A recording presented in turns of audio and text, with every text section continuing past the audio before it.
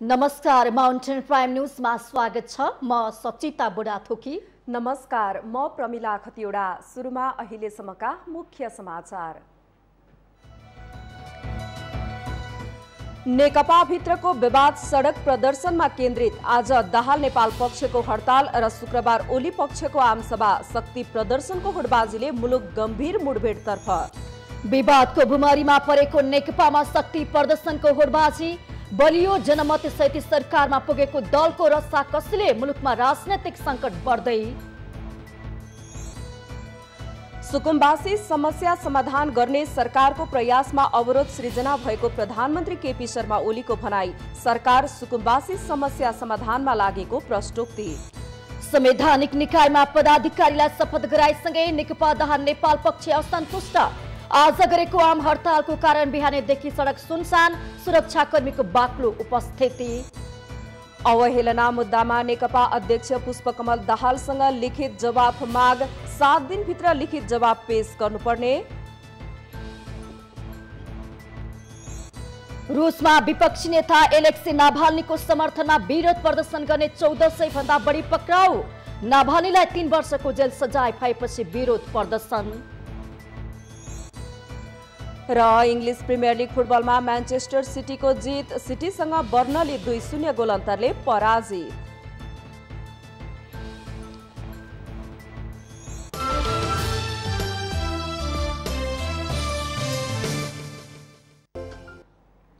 अब समाचार विस्तारमा। नेकपाले सत्ताको बागडोर सम्हालेसँगै जनतामा सकारात्मक सन्देश प्रवाह भएको थियो, तर पछिल्लो पटक पार्टीभित्र बढेको विवादले नेकपाको संकट थप बढेको देखिएको छ। पछिल्लो समय नेकपा सत्ता केन्द्रित विवादको कारण विग्रहको दिशामा गएको र सडकमा शक्ति प्रदर्शनको होडबाजी बढ्दा मुलुकको राजनैतिक संकट चुलिएको छ। नेकपाको विवाद अहिले मुठभेड उन्मुख भएको छ। बुधबार सरकारले संवैधानिक निकायका पदाधिकारीलाई शपथ खुवाएसँगै नेकपा दाहाल नेपाल पक्ष आक्रामक रूपमा प्रस्तुत भएको हो। यसअघि आन्दोलनका कार्यक्रम घोषणा गरेको दाहाल नेपाल पक्षले सरकार विरुद्ध आक्रामक रूपमा प्रस्तुत हुँदै बिहिबार नयाँ कार्यक्रमको रूपमा आम हडताल गर्ने घोषणा गरेको छ। सरकार विरुद्ध शाकाहारी आन्दोलन नगरिने नेकपा अध्यक्ष पुष्पकमल दाहालले यसअघि बताइसकेका छन्।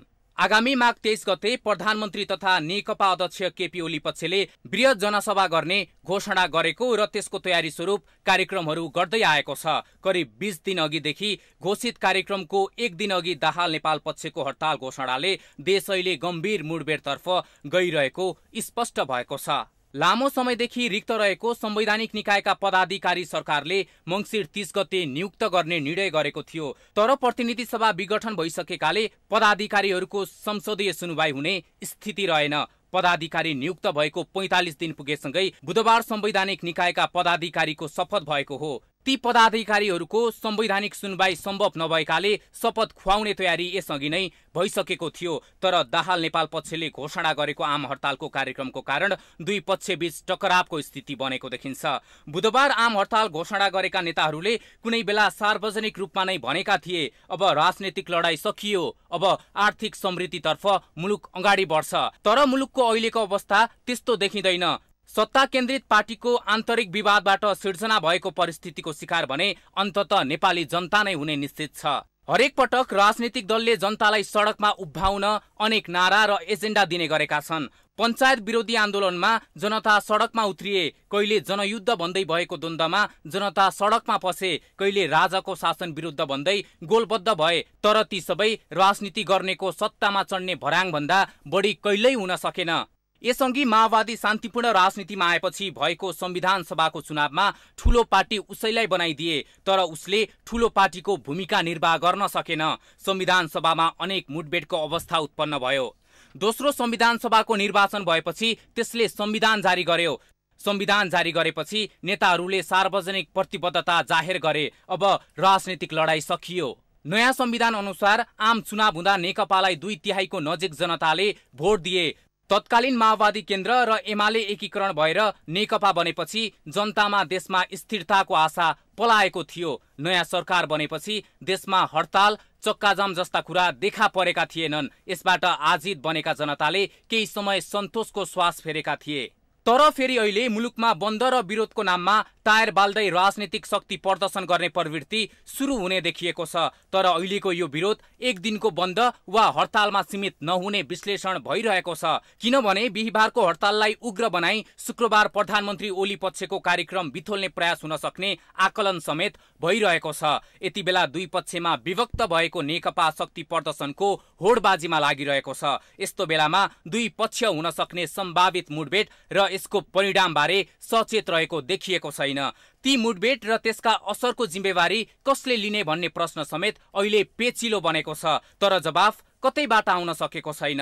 मुलुकमा लामो समयसम्म चलेको आन्तरिक द्वन्द्व र पट्यार लाग्दो गरी लम्बिएको संविधान निर्माणकालको अन्त्यपछि विकासतिर लम्किने अवसर पाएको मुलुकलाई फेरि राजनीतिक लडाईको मैदान बनाउने अवस्थाले फेरि जनतामा निराशा हुने पक्का छ। कोरोना महामारीका कारण थिलथिलो अवस्थामा रहेको मुलुकमा यसरी विकसित नयाँ परिस्थितिलाई नियन्त्रण बाहिर जान नदिने जिम्मेवारी राजनीतिक दलहरूमा छ। सडकमा शक्ति देखाउने होडबाजीले अल्पकालमा फाइदा भए पनि मुलुकलाई गम्भीर द्वन्द्वतर्फ लाने भएकाले यसतर्फ बेलैमा सजग हुने कि? माउन्टेन टेलिभिजन राजनीतिक ब्युरो। बहुमत र अल्पमतको खेलका कारण बढ्दै गएको नेकपा भित्रको विवाद अहिले मुठभेडतर्फ मोडिएको छ।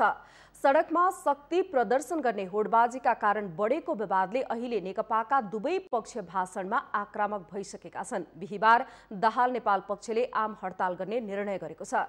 शुक्रबार प्रधानमन्त्री केपी शर्मा ओली पक्षले गर्ने बृहत जनसभाको एक दिन अगाडि घोषित यो कार्यक्रम र सडकमा हुने शक्ति प्रदर्शनले मुलुक गम्भीर मुठभेडमा जाने संकेत देखिएको छ। राजनीति भनेकै समाजलाई विकल्प दिनका लागि हो। 104 वर्षे राणा शासन फालेर आएको प्रजातन्त्र तथा 2062-63 को जनआन्दोलन पश्चात आएको संघीय लोकतान्त्रिक गणतन्त्र नै किन नहोस्। 2007 सालको परिवर्तनले नेपाललाई एकैपटक नयाँ परिस्थितिमा पुर्यायो। आम नेपालीहरू अँध्यारोबाट उज्यालोमा पुगे। 2007 सालले खाली दलीय व्यवस्था, संविधान सभा, जनताका आधारभूत अधिकार र उत्तरदायी सरकारको अवधारणा मात्र अघि ल्याएन, भावी राजनीति र समाज व्यवस्थापनको मार्ग पनि देखाएको थियो। विक्रमसम्म 2007 साल पछिको राजाका महत्वाकांक्षाले सिर्जना गरेको परिस्थिति र स्वयं दलहरू भित्रको खिचातानीले राजनीतिक द्वन्द्व बढ्दै गई राजा र जनता बीचको संघर्षका रूपमा अघि बढेको र अन्त्यमा राजतन्त्रकै विनाश भएको। 2007 सालको परिवर्तन बहुआयामिक भएकाले पनि समाज परिवर्तन र आर्थिक विकासको खाका बनाउन ठूलो मद्दत गरेको थियो। गणतन्त्र आधुनिक लोकतन्त्रको अति उच्चतम प्रयोग भए पनि आजको विश्व राजनीतिमा यसको उचित प्रयोग नभएको पाइएको छ। जनताले ठूलो विश्वास गरेर छानेका नेता र प्रतिनिधि बढी व्यक्तिवादी प्रवृत्तिमा लिप्त भएका छन्। यो अवधिमा नेपालको कुशासन, शासकीय अकर्मण्यता, दलीय यथास्थितिवादलाई चिर्न के गर्नुपर्छ भनेर धेरै चर्चा, परिचर्चा तथा बहसहरू विगतदेखि नै भइरहेका छन्। तर समाधान हुन भने सकेको छैन। समस्या केमा र कहाँनिर छ भन्ने थाहा नभएको पनि होइन, तर समाधान हुन भने सक्दैन। सत्तारूढ दल नेपाल कम्युनिस्ट पार्टी नेकपामा अहिले त्यही देखिएको छ। लामो समय फुटको चर्चामा रहँदा रहँदै अन्तत औपचारिक रूपमा नफुटे पनि दुई पक्ष पानी बाराबारको अवस्थामा पुगेका छन्। सत्ता सञ्चालन गर्ने पार्टी अहिले आफै गतिहीन अवस्थामा छ। चुनावका बेला जनताबीच कांग्रेस भन्दा कम्युनिस्टले भिन्न र जनपक्षीय ढंगले सत्ता सञ्चालन गर्छ भनी गरेको प्रतिबद्धता उदाङ्गिँदै गएको छ। जनताले बुझेको कांग्रेस र कम्युनिस्ट बीचको सैद्धान्तिक, दार्शनिक र राजनीतिक भिन्नता जनप्रतिनिधिहरूले व्यवहारिक अनुभूति दिलाउन सक्नुपर्छ। आज त्यो हुन सकेको छ कि छैन? के नेकपाले अहिले यो समीक्षा गरेको छ? 2/3 बहुमत हुँदा पनि प्रभावकारी सरकार सञ्चालन, जुझारु संगठन निर्माण तथा गतिशील जनपरिचालन गर्न नेकपाले किन सकेन? अहिले आम नेपाली जनता यही प्रश्नको उत्तर खोजिरहेका छन्। आज विदेशी शक्ति केन्द्रहरू नेकपा भित्र विग्रहको सूत्र खोज्दैछन्। जनता अन्योलग्रस्त छन्। तर नेकपामा भने विवादको भुमरी दिन प्रतिदिन बढ्दो छ। संवैधानिक निकायहरूमा बल मिच्याई गर्दै नियुक्ति गरेको भन्दै आम हडताल गर्ने घोषणा दाहाल नेपाल पक्षले गरेको छ। यसले राजनीतिक अस्थिरता अझ धेरै बढ्ने संकेत गरेको छ। माउन्टेन टेलिभिजन राजनीतिक ब्युरो। प्रधानमन्त्री केपी शर्मा ओलीले सुकुम्बासी समाधान गर्ने सरकारको प्रयासमा अवरोध सिर्जना भएको बताउनु भएको छ। भूमिहीन सुकुम्बासी संगठन केन्द्रीय कमिटीद्वारा काठमाडौँमा बुधबार आयोजना गरेको राष्ट्रिय भेलालाई सम्बोधन गर्दै प्रधानमन्त्री ओलीले माधव कुमार नेपालले सुकुम्बासी समस्या समाधान गर्ने सरकारको प्रयासमा बाधा पुर्याएको आरोप लगाउनु भएको हो। माधव कुमार नेपाललाई भूमि व्यवस्था समाधान हुन नदिने नेताको संज्ञा दिँदै उहाँले पार्टी छोडेर गएपछि मात्रै आयोगले काम गर्न थालेको दाबी गर्नुभयो। समाधान हुन नदिने नेताहरू मध्येको मुख्य नेता को बताउनुहोस् त? माधव नेपाल। यस बनेको आयोगलाई काम गर्न नदिएर त्यो आयोग हामीले 72 सालमा बनायौँ। 72 सालमा आयोग बनायौँ, तर त्यस आयोगलाई एउटा नवलपरासीको त्यही पहिले सुखिमबासी आएकै ठाउँ त्यहीको एउटा सुकुम्बासी मानसिकताको वकिलले मुद्दा हाले र त्यो आयोग काम गर्न पाएन र यसपल्ट फेरि हामीले आयोग बनाउनु पर्यो। यो आयोग बनाउन थालेको लगभग 3 वर्ष भयो। उहाँले पार्टीमा शुद्धिकरण आवश्यक रहेको र शुद्धिकरण आवश्यक रहेकाहरू आफै किनेर लागेको पनि बताउनु भएको छ। पार्टी छोडेर पार्टीमा गएकाहरूले आफ्नो अभिष्ट पूरा गर्न नेपाल बन्द गरेर जनतालाई दुःख दिने काम गरेको बताउनु भयो। हुनै पर्थ्यो। तपाईहरुले देख्नुभयो त्यो पार्टी जस्तो थियो र पार्टी झैं थियो, पार्टी झैं चलेको थियो, पार्टी जस्तो चलेकै थिएन। त्यसकारण त्यसको एउटा निष्कर्ष त आउनै पर्थ्यो, त्यो एउटा किनारा लाग्नै पर्थ्यो। तर किनारा आफ्नै ढङ्गले लाग्यो। अरू चिन्ता नगर्नुहोस् साथीहरूले, उनीहरू किन छटपटाएका छन्? नेपाल बन्द अरे जनताले के बिगारेर बन्द? नेपाल जनतालाई किन दुःख दिनु पर्यो? नेपाल बन्द गरेर पार्टी छोडेर पार्टीमा आफू लाग्छ अनि बन्द गरेर जनतालाई दुःख दिन्छ। प्रधानमन्त्री ओलीले सुकुम्बासी समस्या समाधान मूलभूत विषय भएको भन्दै सरकार समस्या समाधान गर्ने काममा लागेको पनि स्पष्ट पार्नुभयो।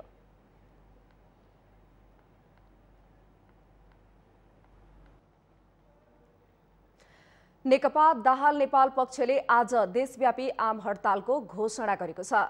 संवैधानिक निकायमा सरकारले गरेको नियुक्ति र शपथ बल मिच्याएको पराकाष्ठा भएको ठहर गर्दै नेकपा दाहाल नेपाल पक्षले आज देशव्यापी आम हडतालको घोषणा गरेको हो। बुधबार पार्टी कार्यालय पेरिस डाँडामा आयोजित पत्रकार सम्मेलनमा संघर्ष समितिका संयोजक नारायण काजी श्रेष्ठले संवैधानिक निकायहरूमा गरिएको नियुक्ति बल मिच्याई र निरङ्कुशताको पराकाष्ठा भएको बताउनुभयो। सरकारको रूपमा काम गर्ने घोषणा गर्दै निर्लज्ज ढङ्गले देशव्यापी रूपमा नयाँ नियुक्तिहरू गर्ने र निरङ्कुश कदमहरू चाल्ने कामहरू अगाडि बढाइरहेको छ। त्यसैले शहीदहरूको सपनामाथि तुलसापात गरेर लोकतन्त्रको धज्जी उडाउने काम गरिएको छ। देशमा फाँसीवाद लाद्ने, गुन्डाराज लाद्ने चाहिँ प्रवृत्ति नाङ्गो रूपमा प्रदर्शन गरिएको छ। त्यसकारणले हामी अब सशक्त सङ्घर्षमा जानुको विकल्प छैन। सरकारले चालेको कदमको विरोधमा आम हडताल गर्नु आफूहरूको बाध्यता भएको भन्दै उहाँले पार्टीको कदमबाट केही असहज स्थिति हुने हुँदा यसका निम्ति पार्टीको तर्फबाट क्षमा याचना समेत गर्नुभएको छ। सम्पूर्ण संविधान, कानुन, लोकतान्त्रिक मूल्य मान्यता, राजनीतिक संस्कृति सबलाई पुरै उपेक्षा गरेर, नाङ्गो उल्लङ्घन गरेर देशलाई जङ्गल राजतिर, गुन्डा राजतिर, फाँसीवादतिर अगाडि बढाउन प्रयत्न गरिराखेको छ, दुचेष्टा गरिराखेको छ। त्यस कारणले हामीले अहिले प्रतिगमनको विरुद्ध संविधान र लोकतन्त्रको रक्षाको निम्ति शान्तिपूर्ण आन्दोलन गरिराखेका थियौँ र अब पनि हाम्रो आन्दोलन निश्चय पनि शान्तिपूर्ण नै हुनेछ। सरकारको सिफारिसमा राष्ट्रपति विद्यादेवी भण्डारीले बुधबार अख्तियार दुरुपयोग अनुसन्धान आयोग, निर्वाचन आयोग लगायतका संवैधानिक निकायहरूमा 32 पदाधिकारी नियुक्ति गर्नुभएको छ। सरकार र राष्ट्रपति मिलेर असंवैधानिक र गैर कानूनी रूपमा संवैधानिक निकायहरूमा नियुक्ति गरेको भन्दै दाहाल नेपाल समूहले आकस्मिक रूपमा आज देशव्यापी आम हडतालको घोषणा गरेको हो। हडतालका कारण उपत्यकाका सडक बिहानैदेखि सुनसान देखिन्छन् भने सुरक्षाकर्मीको बाक्लो उपस्थिति देख्न सकिन्छ।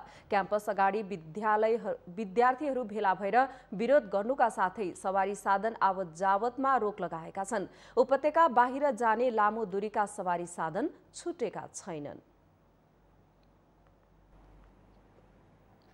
मिडिया एलायन्सले सञ्चार क्षेत्रलाई अन्य उद्योग सरह मान्यता दिलाउने सम्बन्धमा आवश्यक पहल गर्न आग्रह गरेको छ। बुधबार काठमाडौँमा एलायन्समा आबद्ध सञ्चार उद्यमीहरूले उद्योग वाणिज्य महासंघका पदाधिकारीहरूसँग भेट गर्दै सञ्चार क्षेत्रलाई उद्योग सरह मान्यता दिलाउने बारे पहल गरिदिन आग्रह गरेका हुन्। कार्यक्रममा उद्योग वाणिज्य महासंघ र मिडिया एलायन्सबीच संस्थागत सहकारी गर्ने सहमति समेत भएको छ। एलायन्सका अध्यक्ष भास्कर राज गणेकारले सञ्चार क्षेत्रको भूमिका र महत्त्वलाई बुझी व्यवहार गर्न आग्रह गर्नुभयो। सञ्चार माध्यमलाई वास्तवमा सञ्चार माध्यमको रूपमा नभएर पनि केही पत्रकारहरूलाई मात्रै सञ्चारको रूपमा हेर्ने जुन प्रथा छ यसलाई कमसेकम निजी क्षेत्रको संस्थाले अब यसलाई समाप्त गर्नुपर्छ भन्ने हाम्रो आग्रह हो।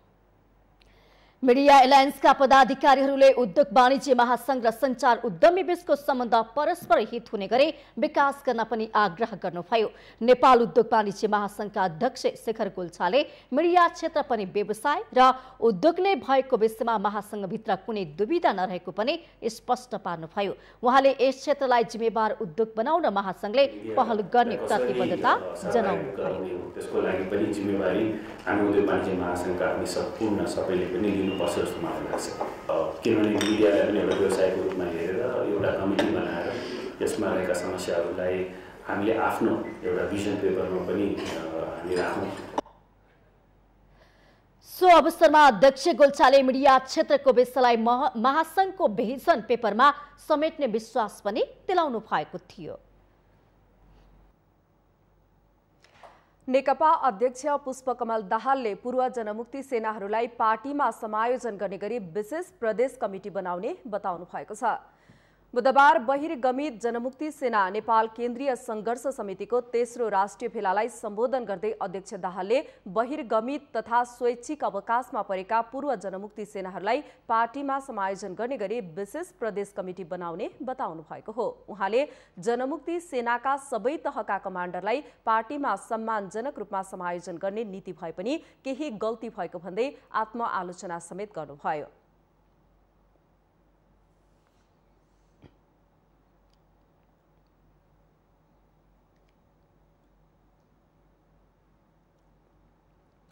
अध्यक्ष दाहालले आफू पहिलो पल्ट प्रधानमन्त्री हुँदा जनयुद्धमा ज्यान गुमाउनेलाई राष्ट्रिय शहीद घोषणा गर्ने र जनमुक्ति सेनालाई परिचय पत्र साथ सम्मान गर्ने भनेर गरिएको निर्णय लुकाइएको बताउनुभयो।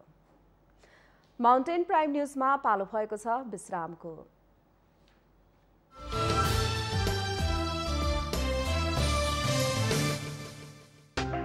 तपाईं हेर्दै हुनुहुन्छ माउन्टेन टेलिभिजन। विश्रामपछि स्वागत छ। अब बाँकी समाचार। सरकारद्वारा संवैधानिक निकायमा सिफारिस 32 जना पदाधिकारीहरूले बुधबार शपथ ग्रहण गरेका छन्। राष्ट्रपति भवन शीतल निवासमा आयोजित एक विशेष कार्यक्रममा प्रधान न्यायाधीश चोलेन्द्र शमशेर जबराले शपथ खुवाउनु भएको हो। प्रतिनिधि सभा विघटन भइसकेकाले संसदीय सुनवाई हुन नसकेसँगै शपथ ग्रहण गरेकाले यो कार्य विवादित बन्न पुगेको छ। विपक्षी दल र नेकपाकै दाहाल नेपाल पक्षले पनि अहिलेको नियुक्तिलाई असंवैधानिक कदमको संज्ञा दिएका छन्।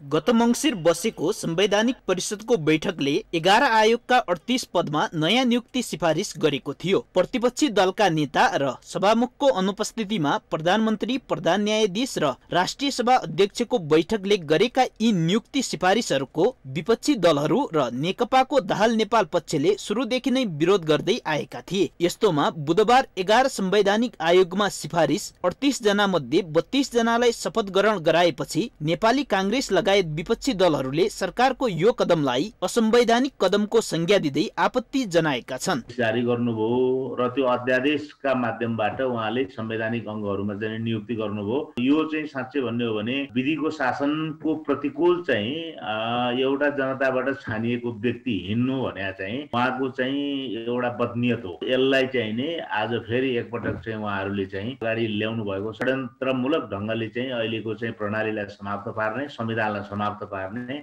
चाहिँ उहाँहरूको चाहिँ नियत चाहिँ नै उजागर भएको छ। राष्ट्रपतिको उपस्थितिमा भएको शपथ ग्रहण समारोहमा प्रधानमन्त्री, प्रधान न्यायाधीश र राष्ट्रिय सभा अध्यक्ष सहभागी रहे पनि उपराष्ट्रपति र सभामुख भनी अनुपस्थित हुनुभयो। संवैधानिक पदाधिकारीहरूको शपथ ग्रहण जस्तो महत्वपूर्ण समारोहमा अनुपस्थित रहनुले पार्टी विवादको बाछिटा सभामुख र उपराष्ट्रपतिमा समेत परेको देखिएको छ। शपथ ग्रहणको विरोधमा दाहाल नेपाल समूहले पनि बिहीबार देशव्यापी आम हडतालको घोषणा गरेको छ। अख्तियार दुरुपयोग भन्नुहोस्, निर्वाचन आयोग भन्नुहोस्, वा चाहिँ नि विभिन्न प्रकारका थारू आयोग, मधेसी आयोग भन्नुहोस्, जुनसुकै आयोग, लोकसेवा आयोग भन्नुहोस्, जुनसुकै आयोग पनि सरकार मात्र होइन, यो राज्यको अङ्ग हो। राज्यको अङ्गले विचार गर्नुपर्ने कुरा के हो भने संवैधानिक परिषद भनेको कार्यपालिका, न्यायपालिका, व्यवस्थापिका तीनटै अङ्गको प्रतिनिधित्व हुने गरी राष्ट्रिय सहमतिको आधारमा यो पदहरूको नियुक्ति गर्नुपर्ने हो। प्रधानमन्त्री ओली निकट नेकपा नेताहरू 45 दिनभित्र पनि सुनवाई नभएमा नियुक्तिका लागि स्वतः बाटो खुल्ने व्यवस्था प्रतिनिधि सभा नियमावलीमा रहेकाले सुनवाई बेगर शपथ ग्रहण गराइयो भन्ने कुराको तुक नरहेको बताउनुहुन्छ। 45 दिनभित्र सो समितिले नाम सिफारिस नगरेमा चाहिँ काममा कुनै बाधा हुने छैन भन्ने व्यवस्था गरिएको कारणले गर्दा यो 100% संवैधानिक छ, कानुन सम्मत छ। त्यस कारणले गर्दा 45 दिन कटेको कारणले आजबाट उहाँहरूले चाहिँ पद बहाली गरेको चाहिँ कानुन सम्मत र संविधान सम्मत देखिन्छ। यो आम हडताल एउटा चाहिँ नैतिक दृष्टिकोणले, राजनीतिक दृष्टिकोणले यो असाध्यै गलत छ र उहाँहरूले यो फिर्ता लिनुपर्छ। यस्तो मुठभेडको बाटो संवैधानिक निकायमा भएका नियुक्तिको विषयमा देशका राजनीतिक दलहरू आम्ने सामने हुने स्थिति यति बेला खडा भएको छ। यस्तोमा विगतदेखि नै प्रभावकारी तरिकाले कार्य गर्न नसकिरहेका संवैधानिक अङ्गहरू झन अस्तव्यस्त र अन्यलग्रस्त हुने प्रबल सम्भावना पनि रहन्छ। तसर्थ राजनीतिक दलहरूले आफ्नो लाभ हानि भन्दा देश हितलाई केन्द्रमा राखेर अगाडि बढ्नुपर्ने देखिन्छ। माउन्टेन टेलिभिजन राजनीतिक ब्युरोको सहयोगमा प्रकाश जोशी, काठमाडौँ। यसअघि 10 लाख डोज कोरोना विरुद्धको खोप भित्र्याएको नेपालले थप 3 लाख डोज खोप ल्याउने तयारी गरिरहेको छ। खोपको चर्को माग भइरहेको अहिलेको परिस्थितिमा विकसित देशहरू समेत सङ्कटको अवस्थामा छन्। हाल ल्याउन लागि 3 लाख डोज खोप चीनबाट ल्याउने तयारी भएको हो। यो खोप कतिको प्रभावकारी छ त? चाइनाकै खोप पनि अहिले चर्चामा छ। अब त्यसको प्रभावकारिता योभन्दा बढी देखिएको छ, तर त्यसको मूल्य चाहिँ अलिक बढी हुने हो कि भन्ने कुरा छ। अरू स्टोरेजहरू उस्तै उस्तै हो, त्यसलाई चाहिँ त्यही फ्रिजकै टेम्परेचरहरूमा चाहिँ गर्न सकिन्छ। यो साइनो फार्माबाट चाहिँ 3 लाख डोजको कुरा जुन आएको छ नि, त्यो खोप चाहिँ त्यस्तो प्रकारको हो। तर भोलि गएर नेपाल सरकारले किन्नु पर्यो भने त्यसलाई के हुन्छ, त्यो कुराहरू विचार गर्नुपर्ने कुराहरू हो। अब यो चिनिया सरकारबाट पाउने अथवा खरिद गर्ने जुन खोप छ, यो कस्तो खालको परीक्षण भइरहेको छ? यिनीहरूको पनि तेस्रो चरणहरूकै पछि मात्रै आउँछ है, र उनीहरूले पनि अब आफ्नो देशहरूमा दिन थालिसकेको छ धेरैलाई। खालि उनीहरूको चाहिँ के हुन्छ भने मल्टिपल कन्ट्रिजहरूमा गरेको हुनाले थुप्रै देशहरूमा, अनि त्यो देशको डेटालाई एक ठाउँमा ल्याएर त्यसलाई चाहिँ तेस्रो चरणकै जो रिजल्टहरू हो त्यसलाई चाहिँ उनीहरूले जर्नलहरूमा प्रकाशित गर्नुपर्छ। अनि त्यसपछि त्यसको अनुमतिहरू पाएर गर्ने खालको कुरा हुन्छ। अहिलेको अवस्थामा यदि कुनै पनि देशबाट खरिद गर्नु पर्यो खोप भनेदेखि नेपालले कस्तो खरिद गर्न सक्छ? नेपालले डाइभर्सिफाई गर्नै पर्छ। भारतसँग पनि जति सक्दो उहाँहरूले पाउँछ त्यो लिने कुराहरू हो। अरू ठाउँहरूबाट पनि अब चीन र रुस अहिले मैले देखेको, त्यसपछि युकेको यो नोभाभ्याक्स, यस्तो खालकोहरूबाट नै हामीले सोच्नुपर्ने हुन्छ। अनावश्यक मान्छेहरूलाई चाहिँ भ्याक्सिन दिएर त्यसको फाइदा के छ? जसको अलरेडी इम्युनिटी डेभलप भइसकेको छ, जसलाई चाहिँ रोग लाग्ने सम्भावना एकदम कम छ, त्यस्तो मान्छेहरूलाई भ्याक्सिन दिएर चाहिँ के फाइदा हुन्छ अहिलेको स्टेजमा मैले बुझ्न सकेको छैन। यो सबै नेपालीहरूलाई चाहिँ खोप सम्भव छ? यो चाहिँ जुन किसिमले सबै नेपालीहरूलाई लगाउने भनेर यो आएको छ, त्यो चाहिँ त्यति आवश्यक होइन भन्ने मलाई लाग्छ। मैले प्रष्ट रूपमा भन्नुपर्दाखेरि यो चाहिँ उच्च जोखिम भएका मान्छेहरूमा लगाउन पायो भने जति खोपहरू आउँछ त्यसको सदुपयोगहरू हुन्थ्यो। किन त्यो सबै नेपालीहरूलाई लाउन नमिल्ने भन्दाखेरि पनि एउटा त 15 वर्ष मुनिकाहरूलाई यसै पनि सरकारले चाहिँ यो खोप दिन मिल्दैन क्या। त्यो खोप चाहिँ त्यसमा परीक्षण भएकै छैन। प्रधानमन्त्रीज्यूबाट चाहिँ सबै नेपालीहरूलाई यसो हुन्छ भनेपछि त्यसले अलिकति कन्फ्युजन क्रिएट गरेको छ, त्यो सच्याउनु पर्ने हुन्छ। तर त्यो जुन दिन खोजेको सबैलाई दिने भन्नुको कारण चाहिँ के हो भन्दाखेरि भने जस्तै हामीहरू यहाँ 4 जना छौँ भने अब 3 जनालाई चाहिँ भ्याक्सिन लगाएको छ, 1 जना लगाएको छैन भने त्यो नलगाए पनि सुरक्षित हुन्छ भनेर त्यो सबैलाई लगाउनु पर्ने भन्न खोजेको कुराहरू त्यो थियो। जस्तो अहिले सडकमा हामी आन्दोलन देख्न सक्छौँ, यसको मतलब कोरोना शून्यमा पुगेको हो भन्ने पनि हामीलाई फिल हुन्छ के कोरोना साँच्चै अब नेपालबाट हटिसकेको अवस्था हो? यहाँ कसरी विश्लेषण गर्नुहुन्छ? अहिले जुन किसिमले यो सडक आन्दोलनहरू सुरु भइसकेपछि हाम्रो यो भौतिक दूरी र मास्कहरू जस्तो लथालिङ्ग भयो हैन, लाखौँको मान्छेहरू अब त्यसरी बसिरहेछन्, सँगै बसिरहेछन्, घन्टौँ बसिरहेछन्। त्यस्तो अवस्थामा पनि त्यो घटेको अब महिना दिनभन्दा बढी भइसक्यो हैन, लगातार घटेर अहिले चाहिँ 150-200 मा पुग्ने खालको स्थिति जुन बन्यो 5000हरूबाट त्यो एकदमै आश्चर्यजनक छ। त्यसैले त्यो जुन चुच्चोमा पुग्छ तलबाट बढ्दै गएपछि अनि त्यहाँबाट घट्न थाल्यो त्यो हैन। त्यो चुच्चोमा पुगेपछि चाहिँ त्यो थ्रेसहोल्ड भयो, त्यति पुगेपछि त्यहाँ भएका मान्छेहरू भित्रभित्रै सङ्क्रमितहरू भएर उनीहरूमा यदि इम्युनिटी बढेको रहेछ भने अब उसले एकले अर्कालाई सार्न सक्ने कमजोर हुँदै गयो अनि कम हुँदै आएको स्थिति भएको हुने भयो। कतै नेपालमा चाहिँ यो हर्ड इम्युनिटी थ्रेसहोल्ड हामीहरूले 21 अक्टोबरतिर क्रस गरेको त होइन भन्ने कुरा चाहिँ यो हाइपोथेटिकल क्वेसन चाहिँ उठाउनु पर्ने स्थिति भयो। लुम्बिनी प्रदेशसभा सचिवालयले बुधबार प्रदेशसभा स्थापनाको तेस्रो वर्ष प्रवेश गरेको अवसरमा स्थापना दिवस मनाएको छ। प्रदेशसभाले विभिन्न समिति गठन गरी कानून निर्माणको कामलाई प्राथमिकताको साथ अघि बढाउन सफल भएको छ। फलस्वरूप प्रदेशसभा स्थापनाका 2 वर्षमा 59 वटा कानून बने, तर बनेका कानूनहरू कार्यान्वयनमा भने चुनौती देखिएको सरकारवालाहरू बताउँछन्। लुम्बिनी प्रदेशसभा सचिवालयले बुधबार आफ्नो दोस्रो वर्ष पूरा गरी तेस्रो वर्षमा प्रवेश गरेको छ। प्रायजसो कानून निर्माण र संसदीय अभ्यासमा व्यस्त भइरहने लुम्बिनी प्रदेशको संसद पछिल्लो समय भने कोरोना महामारीका कारण त्यति सक्रिय देखिँदैन। तर कोरोना महामारीकै बीच केही दिन मात्रै बसेको प्रदेशसभाले ढिलै भए पनि प्रदेशको नाम र राजधानीको टुङ्गो लगायो, जसलाई प्रदेशसभाको ठूलो उपलब्धिको रूपमा हेरिएको छ। प्रदेशसभा सचिवालयका अनुसार 2074 साल माघ 21 गते लुम्बिनी प्रदेशसभाको पहिलो बैठक भएदेखि हालसम्म 6 वटा अधिवेशन सम्पन्न भएका छन्। सभामा 65 वटा विधेयक दर्ता भएकामा 59 वटा पारित भएको प्रदेशसभाले जनाएको छ। 6औं सम्म अधिवेशन सञ्चालन गरेको छौं। त्यो अधिवेशनमा 65 वटा हाम्रो विधेयक हामीले पेश गरेको थियौं। त्यसमा सभाबाट पारित गरेको 59 वटा विधेयक, त्यसपछि प्रमाणीकरण भएको 58 वटा विधेयक, त्यसमा प्रमाणीकरणको चरणमा रहेको 1 वटा विधेयक रहेको छ, विचार अधीनमा रहेको 5 वटा विधेयक रहेको छ र एउटा विधेयक फिर्ता भएको भन्ने कुरा हामीले यति विधेयक चाहिँ 3 वर्षको दौरानमा यति विधेयक अगाडि बढाउन चाहिँ जमर्को कसेको छौं। लुम्बिनी प्रदेशको पहिलो र दोस्रो अधिवेशनमा 16 वटा विधेयक प्रस्तुत भएकामा 2 वटा स्थानीय सरकार र बाँकी 14 वटा प्रदेश सरकारको सञ्चालन तथा खर्च सम्बन्धी छन्। तेस्रो अधिवेशनमा मल, बिउ बिजन, पशु सेवा जस्ता विधेयकहरू सहित 23 वटा विधेयक पारित भएका थिए। चौथो अधिवेशनमा साझेदारी र प्राइभेट फर्म व्यवस्थापन गर्न बनेको विधेयक बाहेक अरू सबै पारित विधेयकहरू प्रदेश सरकारको आर्थिक र प्रशासनिक कामसँग सम्बन्धित छन्। नागरिक कानून निर्माणका दृष्टिले 5औं र 6औं अधिवेशन उल्लेख्य रहन सकेनन्। यद्यपि वातावरण संरक्षण ऐन निर्माणलाई महत्वपूर्ण उपलब्धि मान्न सकिन्छ। संघीयता कार्यान्वयनको महत्वपूर्ण खुड्किलो मानिने प्रदेश सरकारले थुप्रै चुनौतीका बावजुद पनि अन्य प्रदेशका तुलनामा यति धेरै कानून निर्माण गर्नु, यद्यपि कानून निर्माणमा जनसहभागिता नहुँदा प्रभावकारी कार्यान्वयन हुन भने सकेको छैन। प्रदेश सभाले यो अवधिमा जति कानुनहरू निर्माण गरियो त्यसलाई चाहिँ राम्रो मान्नुपर्छ।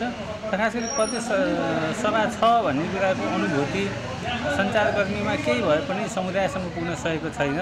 कारण के भन्दा हाम्रो सभासदहरू अलिक सक्रिय हुन नसकेको र सभासदहरूले आफ्नो जिम्मेवारी पनि राम्रो बुझ्न नसकेको कारणले गर्दाखेरि प्रदेश सभाले राम्रो काम गर्न सकेको छैन। विकसित मुलुकहरूमा कानुन निर्माण गर्नुभन्दा अगाडि कानुन निर्माणको अनुसन्धान गरिन्छ। यस्तो किसिमको कानुन के को लागि निर्माण गरिन्छ भने यसका विभिन्न पक्षहरूमा विभिन्न विज्ञहरूलाई राखेर चाहिँ अनुसन्धान गरिन्छ। त्यो अनुसन्धान गर्ने पद्धतिको आधारबाट यो यस्तो किसिमको आवश्यकता छ भनेर पहिचान गरिसकेपछि कानुन निर्माण गरिन्छ। हामीसिकोमा यतिकै चाहिँ लहरको आधारबाट चाहिँ कानुन निर्माण गर्ने संख्यात्मक रूपमा बढाउने। लुम्बिनी प्रदेश सभामा 87 जना सदस्य रहेका छन्। सरकार संसदप्रति र संसद नागरिकप्रति जवाफदेही हुनुपर्ने हुन्छ। यो प्रदेशमा नेकपाको सरकार रहे पनि पछिल्लो समय नेकपाको पार्टीको केन्द्र दुई पक्षमा बाँडिएकाले प्रदेशहरूमा यसको प्रभाव देखिरहेको छ। तर लुम्बिनी प्रदेश सभामा भने अहिलेसम्म विवाद सतहमा भने आइसकेको छैन। माउन्टेन टेलिभिजनका लागि रूपन्देही सहकर्मी विमल छेत्रीको सहयोगमा जिल्ला ब्युरो। माउन्टेन प्राइम न्यूजमा पुनः पालो भएको छ विश्रामको।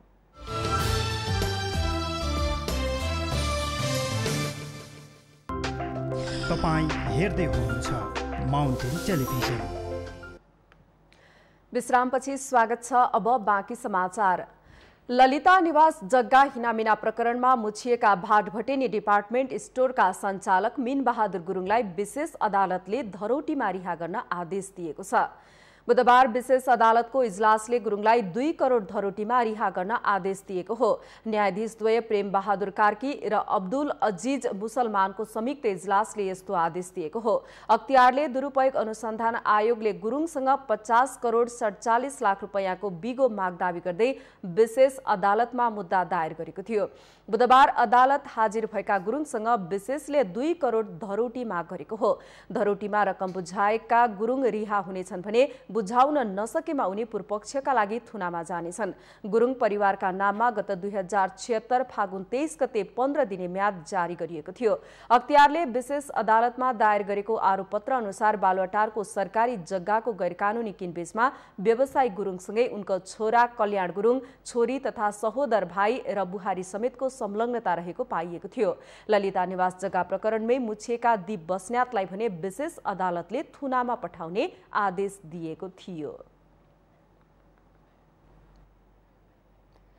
सुनसरीका मुसहर समुदायका बालबालिकाहरू अझै पनि शिक्षाबाट वञ्चित भएका छन्। गरिबी र अशिक्षाको कारण मुसहर बालबालिकाहरू विद्यालय जानुको सट्टा दैनिक ज्यालादारी गर्दै आएका छन्।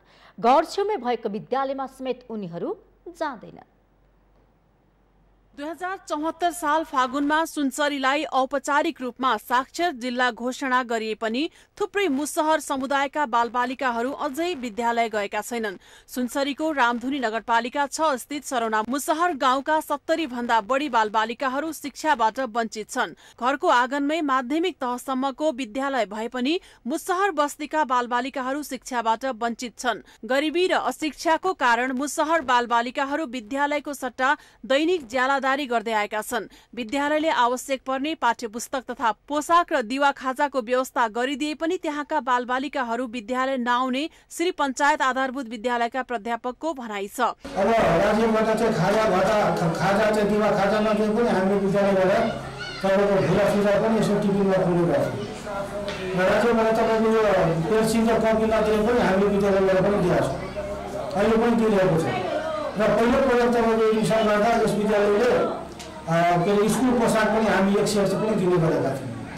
अब यस्तो सुविधा पनि अब विद्यार्थी टिकाउ र निरन्तरता चाहिँ दिँदैन। अब यो मुख्य कारण के हो? अब यो सबै गठित हुनु भएको छ। यो पहिलो समुदायमा गएर हामी सबै बुझाउन सबैले मद्दत गरौँ भन्ने आफ्नो विषय गरिदिनु छु। धन्यवाद। मुसहर अभिभावकहरूले बालबालिकालाई विद्यालय नपठाउने गरेको रामधुनी नगरपालिका उपमेयर सबिना कुमारी चौधरीको ठहर छ।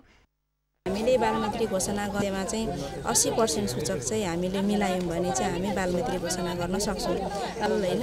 करारको सार किशोरी शिक्षाहरू पनि हामीले पढाएका छौँ र त्यो शिक्षा किशोरी शिक्षा पढाउँदाखेरि उनीहरूले चाहिँ त्यो 3 महिनाको शिक्षा लिइसकेपछि किशोरी शिक्षामा पढिसकेपछि अब चाहिँ हामीले चाहिँ आफ्नो पढाइ चाहिँ पुरा गर्नुपर्छ भनेर चाहिँ तिनीहरू एकदम जागरुकताका साथ अगाडि बढेका थिए। सरकारले विद्यालय जाने उमेरका सबै बालबालिकालाई विद्यालयको पहुँचका लागि नीति ल्याएको छ, तर विभिन्न पहलका बावजुद मुसहर बस्तीका बालबालिकाहरूलाई विद्यालयसम्म पुर्याउन सकेको छैन। अभिभावक आफैले शिक्षाको महत्व नबुझेसम्म यो समस्या समाधान नहुने शिक्षा अधिकृत राजन कुमार गेगाल बताउनुहुन्छ। होइन, यो पहिला पनि हामी जिल्ला शिक्षा कार्यालयमा काम गर्दाखेरि विद्यालय भन्दा बाहिर रहेका क्याचमेन्ट एरियाका बालबालिकाहरूलाई विद्यालय व्यवस्थापन समितिको पहलमा, शिक्षकहरूको पहलमा, प्रधानाध्यापकको पहलमा, विद्यालयको हातभित्र हामीले पठन पाठनको दायराभित्र ल्याउने हामीले प्रयास गरिरहेको हो। र अहिले पनि स्थानीय तहमा आइसकेपछि हामी अहिले भर्खरै पनि हामी सरोना यो रामधुन नगरपालिकाको वार्ड नम्बर 6 मा जसरी पनि विद्यालय बाहिर रहेका बालबालिकाहरूलाई चाहिँ विद्यालयभित्र प्रवेश गराउने नेपाल सरकारको योजना अनुसार नगरपालिकाको पनि कार्यक्रम यही छ। बालबालिकालाई विद्यालयसम्म पुर्याउन अभिभावक तथा स्वयं बालबालिकालाई पनि प्रोत्साहन हुने गरी जनचेतना फैलाउन जरुरी छ भने उनीहरूको आर्थिक अवस्थालाई पनि मध्यनजर गर्दै विशेष कार्यक्रमहरू ल्याउन जरुरी छ। माउन्टेन टेलिभिजनका लागि इटहरी सहकर्मी विनोद आचार्यको सहयोगमा जिल्ला ब्युरो। हामीसँग आर्थिक अन्तर्राष्ट्रिय र खेल समाचार अझै बाँकी छन्। माउन्टेन प्राइम न्युजमा फेरि पालो भएको छ विश्रामको।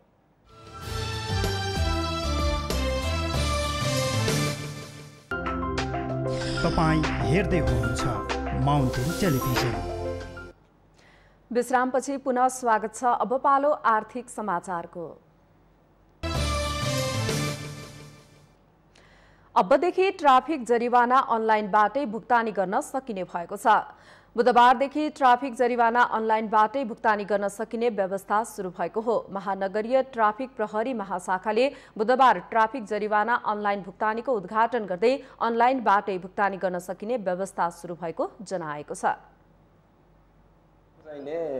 त्यसको चाहिँ उल्लङ्घनकर्ताहरूले सिधै आफ्नो चाहिँ सम्बन्धित सेवा प्रदायकबाट चाहिँ ब्याङ्कमा भुक्तानी पठाइदिएपछि हामीले चाहिँ यहाँ त्यसको सूचना प्राप्त गर्छौँ। त्यो डिजिटली एकैछिनमा त्यो क्लिक गर्ने बित्तिकै यहाँ पनि आइहाल्छ र त्यही हेरेर मात्रै पनि हामीले यति नम्बरको चिट नम्बरको सवारी उल्लङ्घनकर्ताले चाहिँ उहाँले चाहिँ आफूले गरेको गल्ती बापत त जरिवाना तिरिसक्नुभयो भनेर हामी क्लिक आउने बित्तिकै हामीले पनि उहाँको चाहिँ कागजपत्र फिर्ता गर्छौँ भने यो एउटा पाटो हो। ट्राफिक जरिवाना ई सेवाबाट भुक्तानी गर्न सकिनेछ। ई सेवाबाट ट्राफिक जरिवाना भुक्तानी गर्नुले धेरैभन्दा धेरै सेवाग्राहीलाई लाभ पुग्ने सेवा प्रदायक कम्पनीले जनाएको छ। भन्दा इम्पोर्टेन्ट कुरा चाहिँ यो चिजलाई आज यो स्टेसनमा ल्याउनको लागि चाहिँ हामीले मलेनिका महालेखा नियन्त्रक कार्यालय, त्यसपछि यही हाम्रो महानगरीय ट्राफिक महाशाखा रामसार पथमा आइटी सेक्सनमा हुनुहुन्छ सुरेश सर लगायत हाम्रो एसएसपी सरहरू, अनि सिनिक टेक्नोलोजी जसले चाहिँ यहाँ सिस्टम्सहरू बनाएर डेभलप गरिदिनु भएको छ। यो हामी 3-4 पार्टीहरूको एकदम क्लोज कोअर्डिनेसन र मेहनतले चाहिँ आजको दिन यहाँ आइपुगेको हामी यसले धेरैभन्दा धेरै सेवाग्राहीहरूलाई चाहिँ लाभान्वित गर्छ भन्ने कुरामा हामी ढुक्क छौँ। ट्राफिक प्रहरीले आफ्नो साधन, स्रोत र क्षमता अनुसार अन्य सेवालाई पनि बिस्तारै प्रविधि मैत्री बनाउँदै लगिने बताएको छ।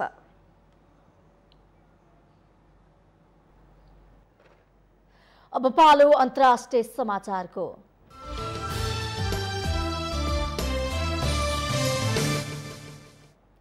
रुसमा विपक्षी नेता एलेक्सी नाभाल्नीको समर्थनमा विरोध प्रदर्शन गर्ने 1400 भन्दा बढी प्रदर्शनकारी पक्राउ परेका छन्।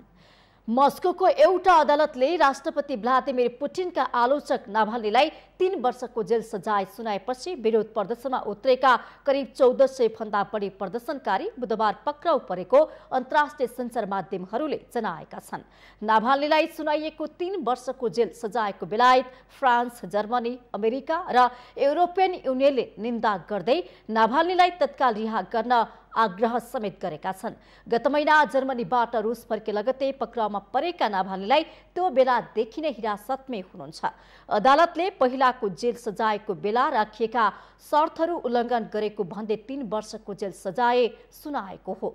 गत अगस्तमा घातक विष खुवाइएपछि बिरामी परेका नाभाल्नीको झन्डै ज्यान गएको थियो र उहाँको जर्मनीमा उपचार भएको थियो। पछिल्ला 2 सातादेखि नाभाल्नीको रिहाईको माग गर्दै देशव्यापी प्रदर्शन समेत भएको थियो।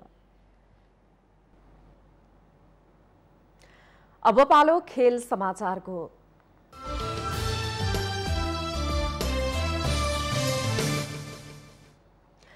इङ्ग्लिस प्रिमियर लिग फुटबलमा म्यान्चेस्टर सिटीले जित निकालेको छ।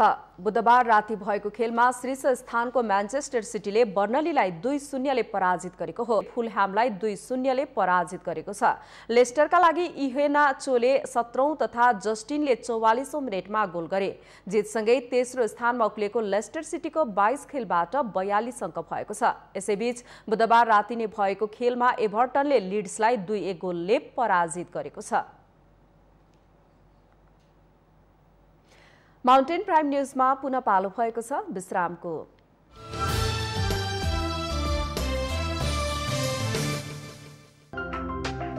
तपाईं हेर्दै हुनुहुन्छ माउन्टेन टेलिभिजन। यो सँगै हामी माउन्टेन प्राइम न्यूजको अन्त्यमा आइपुगेका छौं। जाँदा जाँदै मुख्य समाचार पुनः एकपटक।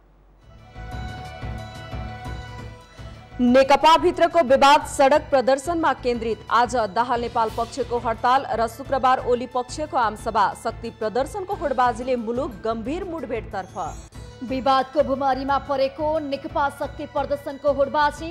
बलियो जनमत सहित सरकारमा पुगेको दलको रस्साकसीले मुलुकमा राजनैतिक संकट बढ्दै।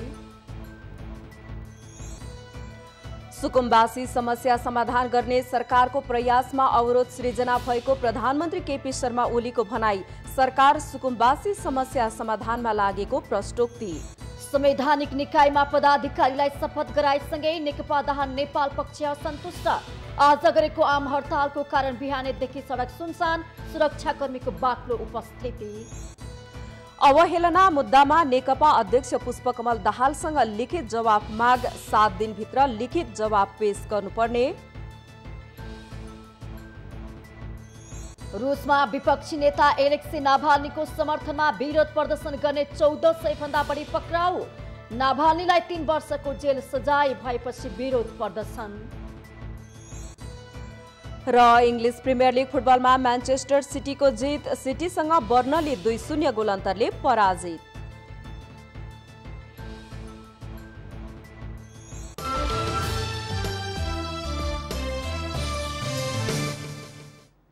माउन्टेन प्राइम न्यूज शैलीलाई सकियो। सत्य, तथ्य र निष्पक्ष समाचारको लागि हेर्दै रहनुहोला माउन्टेन टेलिभिजन। नमस्कार।